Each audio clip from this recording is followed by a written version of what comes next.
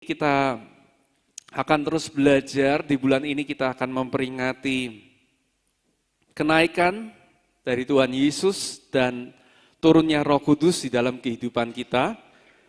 Kita belajar untuk bulan ini bagaimana kita ini menjadi terang. Menjadi terang. Saya kasih judul pagi hari ini firman Tuhan, Be the Light. Sama-sama katakan, Be the Light. Ya, sekali lagi ingin mengucapkan selamat datang untuk setiap teman-teman juga yang mengikuti ibadah JKM Mawar Sharon melalui online maupun melalui Radio Iktus, mengirimkan salam buat kita semua. Mari kita sama-sama buka di dalam Matius pasal yang kelima, ayat yang ke-14 sampai ayat yang ke-16. Ini akan menjadi acuan kita selama 1 bulan ini. Matius pasal yang kelima, ayat 14 sampai ayat yang ke-16, katakan bahwa kamu adalah terang dunia. Kamu adalah terang dunia. Kota yang terletak di atas gunung tidak mungkin tersembunyi. Saya suka dengan ayat ini diawali dengan kamu adalah terang. Bicara soal identitas kita di dalam Tuhan. Kamu adalah. Seringkali yang jadi tantangan adalah kita mencoba untuk hidup sebagai orang Kristen, sebagai anak-anak Tuhan, kita berusaha untuk menyinari. Kita berusaha untuk menjadi terang. Tapi ayat ini mengatakan bahwa kamu adalah terang, firman Tuhan katakan. Tuhan Yesus berkata, kamu adalah terang. Jadi jelas sekali bahwa terang di sini adalah sebuah identitas, bukan aktivitas. Ya, kamu adalah terang. Kamu adalah terang. Seringkali tanpa sadar kalau kita dengarkan pengajaran seringkali kita berkata, makanya kita sebagai orang Kristen, kita harus berbuat baik, kita harus melakukan ini dan itu, supaya kita bersinar. Bersinar adalah sebuah aktivitas, tapi terang itu adalah identitas. Pagi hari ini kita akan sama-sama belajar bagaimana kita ini menjadi saksi. Ya, tadi seperti teman-teman praise and worship, pilih-pilih lagu yang sangat bagus. Kita adalah, itu penting. Kamu adalah terang dunia. Katakan kota yang terletak di atas gunung tidak mungkin tersembunyi. Jadi ibarat bahwa hidup kita itu adalah sebuah kota yang ada di atas gunung yang tidak mungkin tersembunyi, yang orang pasti akan lihat. Ayat selanjutnya berkata, lagi pula orang tidak menyalakan pelita lalu meletakkannya di bawah gantang atau di dalam sebuah tempayan, melainkan di atas kaki dian sehingga menerangi semua orang di dalam rumah itu.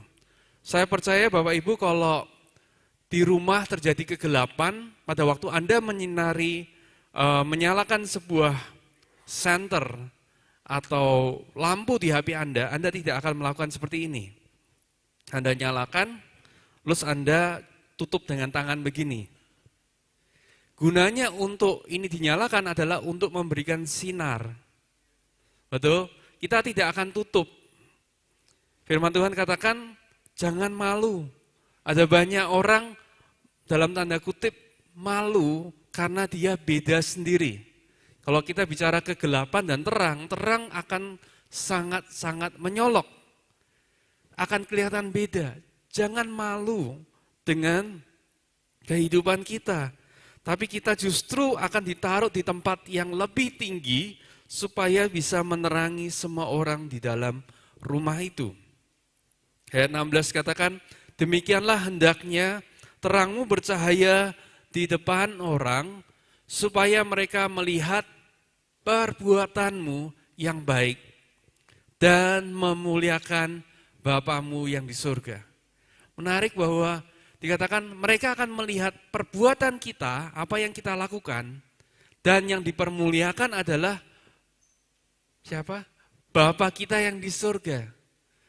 Jadi yang dilihat bukan perbuatan Bapa, tapi perbuatan kita sebagai gambaran akan siapa Bapa yang sesungguhnya. Amin. Oleh karena itu kalau kita bicara mengenai terang, menjadi terang, itu adalah sebuah identitas yang selalu kita bawa. Amin. Bukan terang pada hari Minggu, pada jam 9 pagi sampai jam 10.15. Amin. Coba lihat kanan kirinya, biasanya kalau di hari Minggu di gereja semuanya seperti malaikat ya. Coba lihat kanan kirinya, senyum satu sama lain. Sudah kayak malaikat belum? Amin. Nanti begitu keluar dari ruang ibadah, apakah kita masih menjadi terang? Ya, coba tanya kanan kirinya. Itu tadi sudah kelihatan kayak malaikat belum? Ya, tinggal malaikat terang atau malaikat pencabut nyawa gitu ya. Seringkali kalau di dalam gereja sepertinya kayak malaikat terang, kalau begitu keluar jadi malaikat pencabut nyawa gitu ya. Guyonan ya. Tapi kita semua diundang untuk kehidupan kita menjadi terang. Terang itu adalah sebuah identitas. Bersinar itu adalah aktivitasnya. Jadi sangat penting bahwa fokus kita adalah bukan untuk berusaha bagaimana hidup kita ini bercahaya. Tetapi fokus kita adalah menghidupi identitas kita yang di dalam. Itulah inti kekristenan. Kekristenan itu bukan usaha-usaha supaya kita berbuat baik, tetapi untuk menghidupi identitas kita yang sesungguhnya di dalam. Oleh karena itu kalau kita bilang identitas yang sesungguhnya itu 24 jam, 7 hari dalam seminggu, dan 52 minggu dalam setahun. Itu identitas yang tidak berubah. Saya pernah menyampaikan di gambar ini bulan lalu, kalau kita lihat teori perubahan perilaku, saya ambil dari buku Atomic Habits by James Clear. Dia seorang ahli di dalam mempelajari bagaimana orang merubah perilaku. Dia menyimpulkan dengan gambar ini, bahwa kita bisa mengubah perilaku kita itu dengan berbagai cara. Ada yang mengubah perilaku karena outcomes. Karena kita mau ada hasil tertentu yang dihasilkan. Ya, misalkan kulit lebih bercahaya, lebih kelihatan sehat, makannya harus lebih sehat, atau turun beberapa kilo contohnya. Itu adalah perubahan perilaku karena kita mau hasilnya. Tetapi yang lebih baik lagi adalah sebetulnya adalah mengubah prosesnya. Jadi daripada fokus dengan apakah saya sudah mencapai hasil tertentu, dia berkata, James Clear berkata bahwa kita itu harus fokus pada prosesnya. Apa yang menjadi inputnya? Apa yang kita lakukan, minum air setiap hari, berapa liter, itu lebih penting diperhatikan daripada hasilnya. Kalau kita melakukan prosesnya, misalkan kita menghindari karbohidrat atau menghindari gula dan garam, prosesnya difokuskan dengan sendirinya, hasilnya itu akan lebih optimal atau maksimal. Tapi kemudian dia mengatakan bahwa ada satu cara mengubah perilaku yang paling dahsyat, yang paling permanen, yaitu dengan mengubah identitas yang paling dalam. Jadi lingkaran paling dalam identitas, luarnya proses, luarnya lagi baru hasil atau outcomes. Pada waktu identitas kita berubah, semua perilaku berubah semua. Saya punya kenalan, dulu kalau setiap kali kita pergi saya perhatikan, dia selalu menunggu. Ya, kalau kita makan bareng gitu dia ininya menunggu. Tapi saya perhatikan sejak dia kemudian menikah dan masuk dalam keluarga yang baru, identitasnya baru, dia menjadi menantu di keluarga ini, saya perhatikan semua perilakunya berubah semua. Termasuk pada waktu kita makan bersama. Pada waktu makan bersama bukan lagi dia menunggu pasif, tapi begitu itu langsung dia inisiatif. Dia berkata, sekarang aku yang bayarin ya. Jadi betul-betul perubahan pemikiran karena identitas yang baru. Dia tahu siapa dirinya sekarang, dia tahu siapa yang memiliki dia, dan itu yang mengubahkan perilakunya. Jadi dia mengubah perilaku bukan karena ingin melihat hasilnya atau prosesnya, tetapi karena memang dia dari dalam sudah berubah. Nah itulah yang firman Tuhan katakan terjadi di dalam kehidupan kita. Pada waktu kita menerima Tuhan Yesus sebagai Tuhan dan Juru Selamat. Mari kita sama-sama baca dalam Yohanes 1.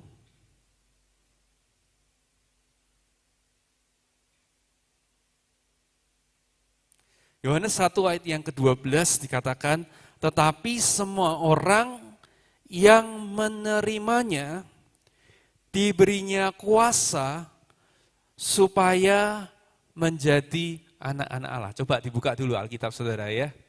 Tetapi semua orang yang menerimanya diberinya kuasa supaya menjadi anak-anak Allah. Jadi menerima Tuhan Yesus itu bukan hanya bicara pindah dari neraka ke surga. Tapi kenapa bisa pindah dari neraka ke surga? Karena kita diangkat atau diberi kuasa untuk menjadi anak-anaknya. Kalau anak-anak sudah pasti pulangnya ke rumah bapaknya atau ke rumah orang tuanya. Kalau nanti kita suatu kali meninggalkan tempat ini, dunia ini, kita juga akan pulang ke rumah kita. Kecuali kalau identitasnya belum berubah. Bisa tangkap ya? Jadi kita pulang ke surga bukan karena kita berbuat baik. Bukan karena apa yang kita lakukan, tetapi karena siapa kita dan siapa yang memiliki kita. Amin. Identitas selalu mulai dari belonging. Menjadi milik siapa. Tadi teman saya sebelum dan sesudah dia menikah, terjadi perubahan yang sangat signifikan. Karena begitu dia menikah, dia masuk dalam keluarga yang baru, statusnya berubah, sudah pasti semuanya juga akan berubah. Perilaku, pendapatannya, semuanya berubah. Dan itulah yang mengubahkan dia. Hal yang sama, jadi di dalam kekristenan kita selalu belajar bahwa kita pertama belong, kita itu masuk di dalam keluarga yang baru, lalu kita mulai bertumbuh, kita mulai believe. Apa yang diajarkan firman Tuhan setiap minggu termasuk hari ini, kita belajar untuk menerima dan mulai percaya. Dan pada waktu kita percaya, kita menjadi terang itu. Jadi perubahan statusnya bukan dari berusaha, tapi dari belong dulu. Kesadaran bahwa kita ini milik siapa, kita tumbuh di dalam kepercayaan kita, siapa identitas kita yang sebenarnya, dan kita baru menjadi siapa yang seharusnya kita menjadi. Jadi saya belajar bahwa kualitas terang yang kita tampilkan, kalau kita ngomongin cahaya, kualitas terang yang kita tampilkan sangat tergantung kepada kualitas hubungan kita dengan terang yang sesungguhnya. Kita nggak bisa lepaskan hubungan kita dengan Tuhan, dengan Bapa kita, dan kemudian berharap kita akan jadi terang. Seberapa kita bercahaya, saya ulangi, seberapa kita bercahaya di dalam dunia ini, di dalam keluarga kita, itu selalu tergantung dari kualitas hubungan yang kita miliki dengan Tuhan kita. Pertanyaannya di dalam keluarga, di dalam rumah kita, sudahkah kita menjadi terang? Bagaimana kita tahu kita menjadi terang? Coba lihat apa yang jadi respon orang-orang terdekat kita. Apakah anak kita bisa bilang, aku pengen jadi kayak kamu, aku pengen jadi kayak papa, aku pengen jadi kayak mama. Apakah pasangan kita bisa melihat ada sebuah panutan? Aku pengen hidupku kayak begitu. Aku pengen sabar seperti kamu. Aku pengen bisa mengampuni seperti kamu. Aku pengen bijaksana sebagaimana engkau mengatur semua rumah tangga ini. Bos kita, pegawai kita, apakah mereka juga bisa melihat terang yang kita miliki? Ya, jadi di antara kolega, di antara teman-teman sekerja, apakah mereka bisa melihat, wah yang ini beda, ini terang yang berbeda. Terang yang berbeda. Ya karena sekali lagi bahwa kualitas dari terang yang kita tampilkan sangat tergantung pada kualitas hubungan kita dengan terang yang sesungguhnya. Kalau Bapak Ibu ingat gambar yang pernah saya tampilkan tentang pesawat, minggu lalu juga David juga menyampaikan tentang ilustrasi ini. Kita nggak mungkin bisa dari Semarang sampai ke Sampit atau ke luar pulau dengan mencoba berenang. Bisa sih, cuman nggak tahu berapa lama ya. Tetapi kita bisa sampai ke tujuan dengan cepat karena kita terbang dengan pesawat. Karena ada orang-orang pendahulu kita yang membayangkan bahwa suatu kali manusia itu bisa terbang. Konsep ini ternyata sudah ada dari sejak tahun 1890, sudah lama. Di dalam bayangan mereka manusia suatu kali akan terbang. Dan mereka menemukan bahwa terbang itu hanya sebagai akibat karena kita memutuskan untuk ada di dalam pesawat yang menggunakan hukum aerodinamik untuk mengalahkan hukum gravitasi yang ada. Jadi begitu kita memutuskan untuk keluar dari pesawat, kita nggak mungkin bisa terbang lagi. Tetapi kita akan langsung jatuh. Kita akan kembali ke daratan. Begitu juga kehidupan kita. Kekuatan kita untuk menjadi sinar, itu tergantung apakah kita mau masuk di dalam Kristus. Dikuasai oleh firman, dikuasai oleh kebenaran, supaya hidup kita ini menjadi terang. Amin. Nah saya mau katakan bahwa seringkali kehidupan menjadi terang itu tidak mulus, setuju enggak? Menjadi beda di dalam lingkungan kita itu seringkali bukan sesuatu yang menyenangkan. Setuju? Para nabi-nabi di perjanjian lama, tokoh-tokoh perjanjian baru, pada waktu mereka menjadi terang, justru kadang-kadang mereka mendapat aniaya, mendapat persekusi karena mereka beda, karena mereka menampilkan terang identitas mereka. Tapi kita juga harus ingat bahwa pesawat yang besar seperti itu di udara juga kadang-kadang mengalami goncangan, betul ya? Pada waktu kita terbang, seringkali di udara juga mengalami namanya turbulence. Ingat nggak apa yang selalu dikatakan pada waktu kita mengalami turbulence? Pada waktu di udara. Bapak Ibu yang terhormat, kita sedang mengalami badai. Tolong segera siapkan parasut Anda, mari silakan buka pintu pesawat dan loncat masing-masing gitu ya. Nggak mungkin ya, nggak mungkin pilot maupun pramugara atau pramugari mengatakan seperti itu. Mereka akan katakan, Bapak Ibu yang terhormat, kita sedang mengalami guncangan, ada sedikit badai yang kita hadapi. Tolong duduk dengan tenang, pakaikan sabuk pengaman, ikat kencang, dan tetap tenang. Betul nggak? Justru pada waktu mengalami goncangan, mereka tidak pernah menyarankan untuk kita keluar pesawat, tapi untuk ikat seatbelt dan tetap tenang. Begitu juga kehidupan kita di dunia ini. Tidak menjamin bahwa kalau kita terbang, kemarin kita membahas bagaimana kita hidup dalam roh, semuanya akan berjalan dengan baik, semuanya akan berjalan dengan mulus. Tapi instruksi yang diperintahkan oleh firman Tuhan adalah untuk kita ada di dalam Dia. Kalau kita baca dalam Roma pasal 7 ayat 21 dan 25, ini ayat-ayat yang kita kemarin minggu lalu bahas juga.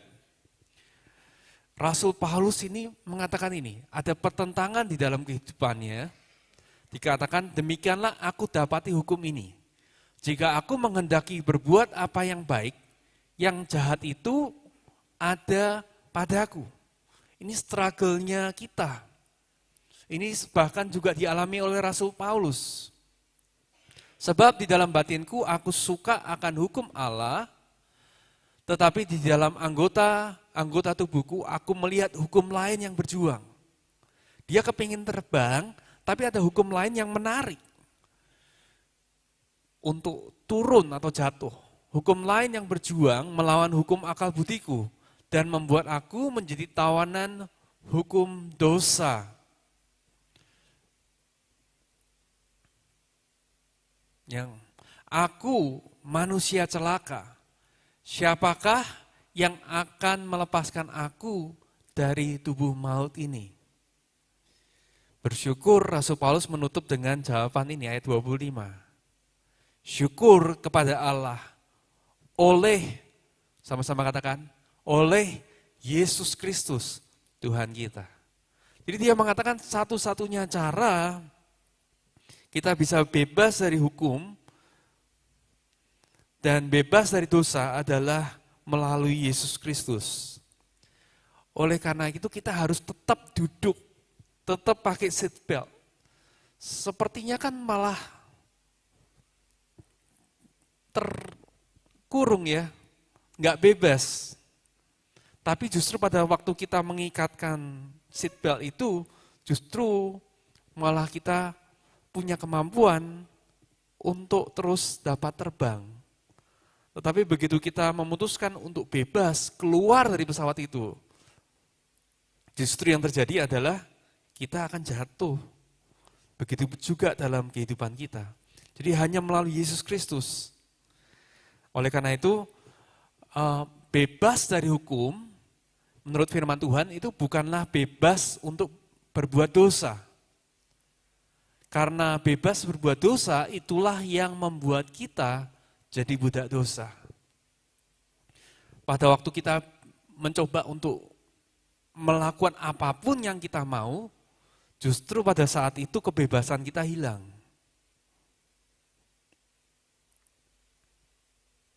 Jadi satu-satunya cara bebas dari budak dosa adalah dengan menjadi budak dari kebenaran.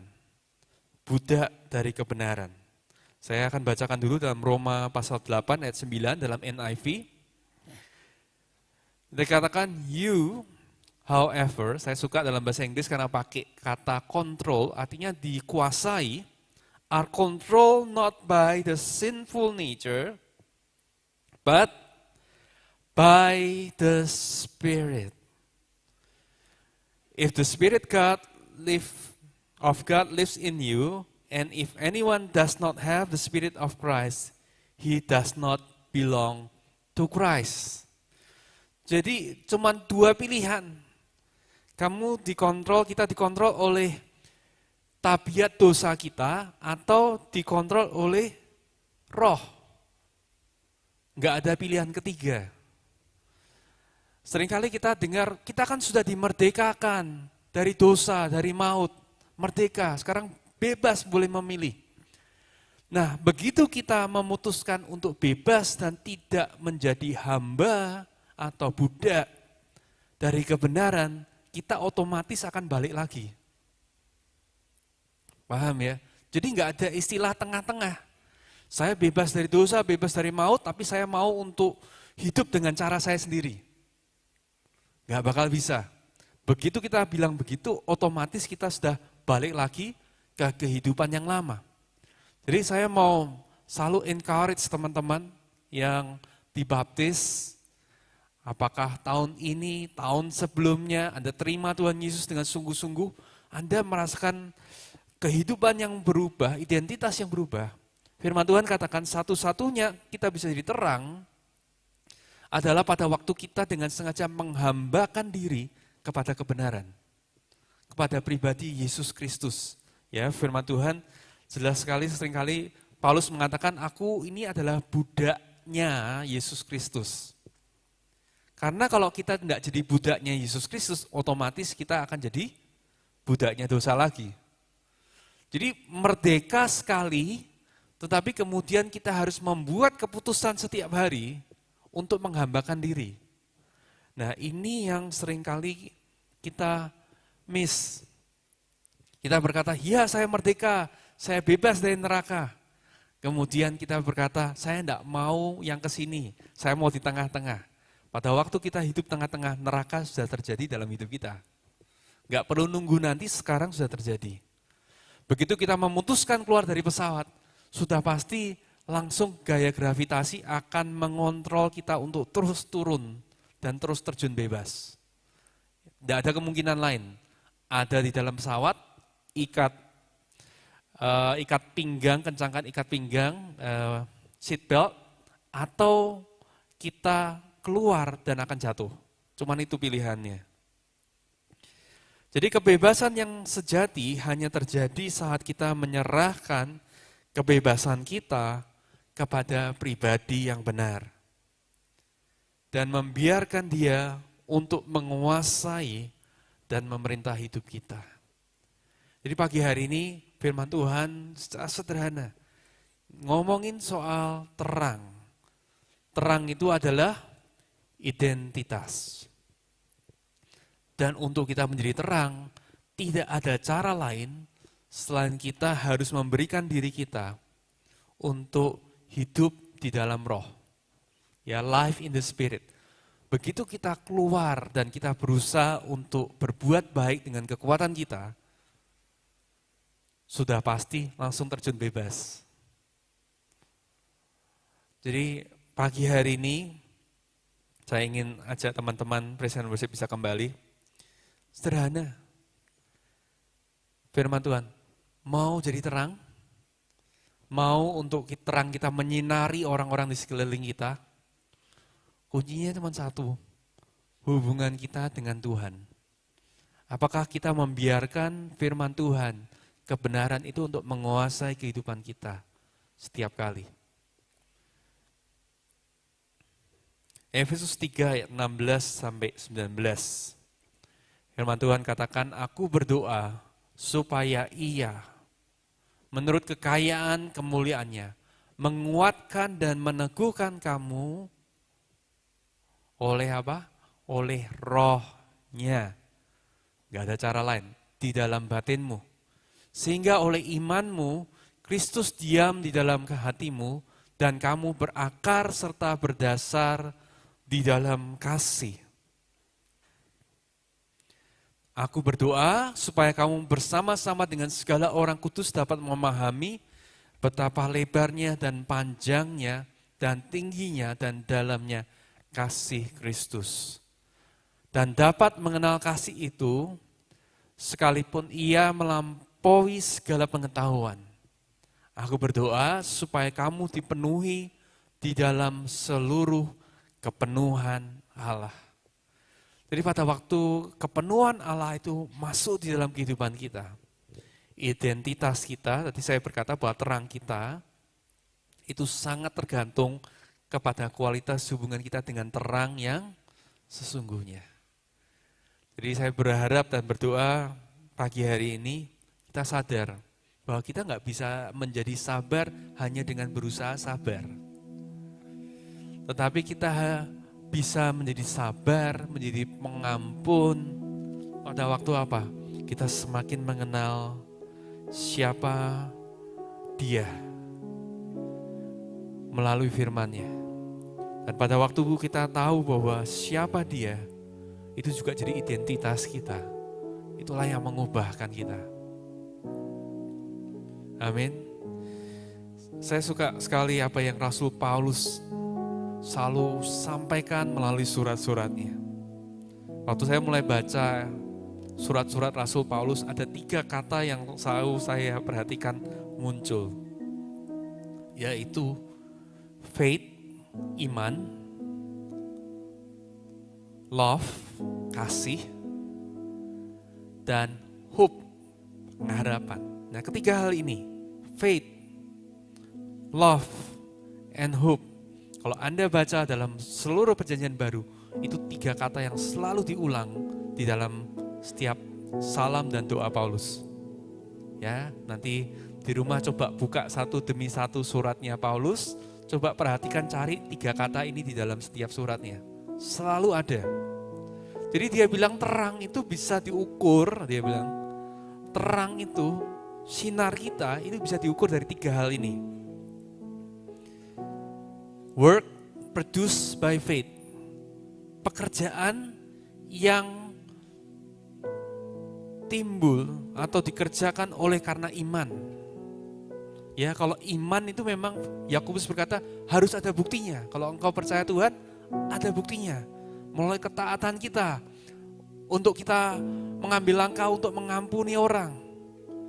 Ya, untuk mengasihi orang itu harus ada tindakan nyata. Iman itu harus dibuktikan. Tapi dibuktikan muncul karena iman. Labor. Segala yang kita kerjakan prompted by love. Apakah kita semua pelayanan yang kita kerjakan itu dasarnya motivasinya karena kasih. Ya, kita bisa melakukan banyak hal. Firman Tuhan katakan, tapi kalau motivasinya bukan karena kasih, itu kita belum menjadi terang.